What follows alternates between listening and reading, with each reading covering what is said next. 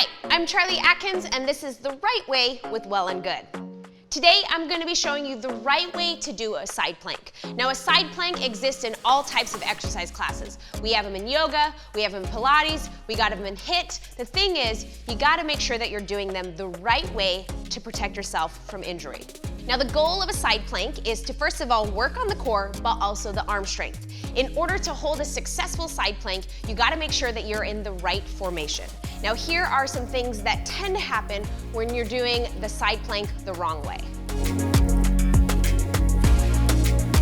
So in the side plank, the first thing that I see most often is that the shoulder is too far away from the wrist, that the hips are too high, that you're rotated over, or that the hips are too low, or that the feet are too far apart.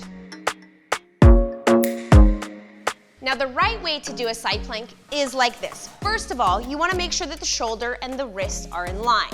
My middle finger is pointed forward, my head is going to be in line with my heels, and I achieve that by having a solid base in my feet.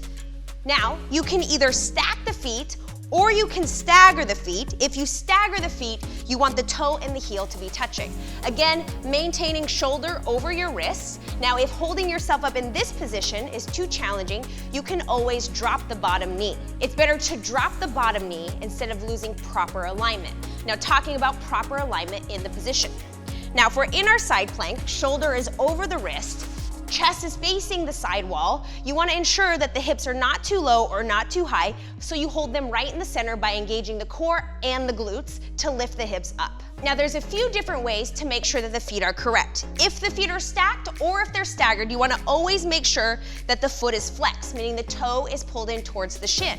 If you do drop the bottom knee, you want to make sure that the hip is just above the knee, or if you come down to both knees, you're going to actually drop down to the elbow.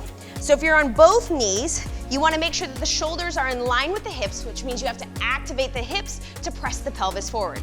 Now again, this exercise works on the obliques, so the obliques that are facing the mat are lifting the body up and away from the mat. Now sometimes in yoga class, you might be asked to do the full expression.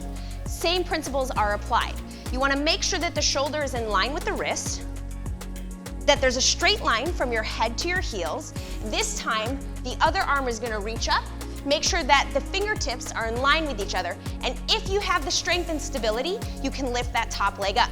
The foot is still flexed, meaning you're pulling the toe in towards the shin. For more right way, make sure you like and subscribe. Any questions, let us know in the comments below. See you next time on the mat.